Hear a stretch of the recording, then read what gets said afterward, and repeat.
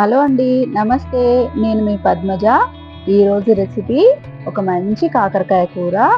ఇలా ఒకసారి చేశారంటే మీరు ప్రతిసారి ఇలానే చేస్తారు. చాలా సింపుల్గా, హడావిడి ఏం లేకుండా, ఎక్కువ మసాలాలు ఏం లేకుండా చాలా సింపుల్గా ఈజీగా చేసుకునే కాకరకాయ కూర. మీరు 4 రోజులు బయట పెట్టినా కూడా అసలు ఏమీ పాడవదు. అసలు ఏమాత్రం చేదు ఉండదండి. కాకరకాయ తినని వాళ్ళు కూడా ఈ కర్రీని ఒకసారి చేసి పెట్టారంటే తప్పకుండా తింటారు. ఈ వీడియోలో మనం కాకరకాయ కూర ఎలా తయారు చేయాలో తెలుసుకుందాం. నేను ఒక 1/2 kg కాకరకాయలు తీసుకొని ఇలా పొట్టు తీసేసి ఉల్లిపాయలు 2 పెద్ద సైజు తీసుకున్నానండి. కట్ చేసి పెట్టుకున్నాను. చూడండి, ముక్కలు ఈ సైజు ఉండాలన్నమాట. ఇప్పుడు వీటిని ఒక గిన్నెలో వేసుకుందామండి. ఒక గిన్నెలో వేసుకొని ఒక గ్లాస్ వాటర్ పోసుకుందాం. ఒక గ్లాస్ వాటర్ వేసుకున్న తర్వాత దీనికి సరిపడా ఉప్పు, కొంచెం పసుపు, కొంచెం చింతపండు వేసుకుందాం. అలాగే చేదు లేకుండా ఉండాలంటే కొంచెం పెరుగు ఇలా వేసుకోవాలి. పెరుగు లేకపోతే మీ దగ్గర మజ్జిగున్నా కూడా వేసుకోవచ్చు. ఏది వేసినా పర్లేదు. ఒకసారి ఇలా కలిపేసుకొని స్టవ్ మీద పెట్టి సిమ్లో ఒక 10 నిమిషాలు ఉడకనిద్దాం. ఇప్పుడు దీనికోసం మనం మసాలా తయారు చేసుకుందామండి.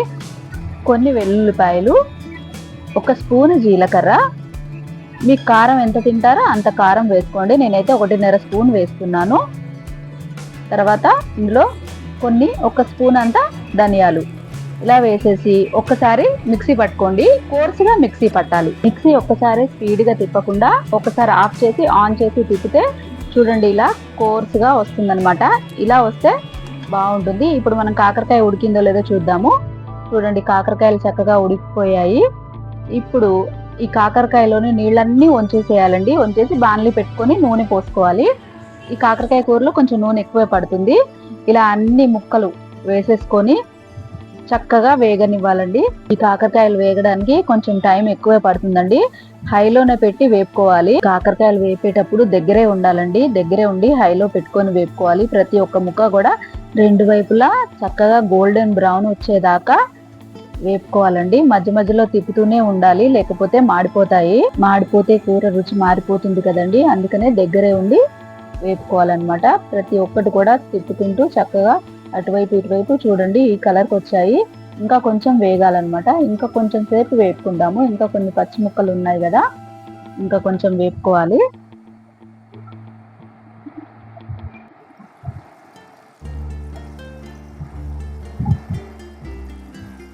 చూడండి, ముక్కలు చక్కగా వేగిపోయాయి. ఈ మాత్రం వేగితే చాలు.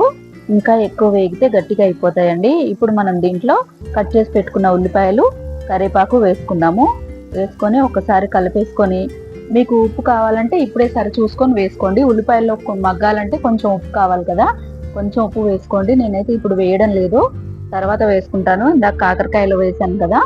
ఒక 5 నిమిషాలు మూత పెట్టేసి సిమ్లో ఉల్లిపాయ మగ్గనివ్వాలండి. ఉల్లిపాయ చక్కగా మగ్గిపోయిన తర్వాత చూడండి ఈ మాత్రం మగ్గిపోతే చాలు. ఇప్పుడు మనం ఇందులోకి ఇందాక మసాలా నూరు పెట్టుకున్నాం కదా, ఆ మసాలా వేసేద్దాము. ఇందులో నేను ఒక్క చుక్క కూడా నీళ్ళు వేయలేదండి. ఈ మసాలాలో మనం నీళ్ళు వేయాల్సిన అవసరం లేదు. నీళ్ళు వేసామంటే కూర నిల్వ ఉండదు. మనం వేసుకున్న మసాలా అంతా కాకరకాయ కూరకు మొత్తం చక్కగా పట్టేలాగా బాగా కలుపుకోవాలండి. మనం మసాలాలో నీళ్లు వేయలేదు కాబట్టి ఆ మసాలా ముద్ద గట్టిగా ఉంటుంది, తొందరగా కలవదు. కాబట్టి అది కలిసేదాకా మంచిగా ఒకసారి ఉప్పు కారం చెక్ చేసుకోండి. మీకు తక్కువైతే ఇంకొంచెం యాడ్ చేసుకోండి. అది మగ్గనివ్వాలండి. ఆ మసాలా వాసన, పచ్చి వాసన అంతా పోయేదాకా ఒక 5 నిమిషాలు మూత పెట్టేసి మగ్గనిస్తే చూడండి కాకరకాయ కూర రెడీ అయిపోయింది. పప్పు చారులోకి, రసంలోకి నంచుకొని తింటే చాలా బాగుంటుంది. 4 రోజులైనా అస్సలు పాడవ్వదు, నిలవ ఉంటుంది. మీరు దూర ప్రయాణాలు వెళ్తున్నప్పుడు ఈ కాకరకాయ కూర చేసుకొని తీసుకెళ్లారంటే రొట్టెల్లో పెట్టుకొని చక్కగా తినేసేయచ్చు. చాలా సింపుల్ గా, ఈజీగా, అస్సలు చేదుగా ఉండదండి. చాలా కమ్మగా ఉంటుంది. మీరు ఎప్పుడు చేసినా కూడా ఇలాగే మంచి రుచిగా ఉంటుంది. ఒక్కసారి మీరు ట్రై చేయండి. ట్రై చేసి మీకు ఎలా కుదిరిందో నాకు కామెంట్స్ లో తెలియజేయండి.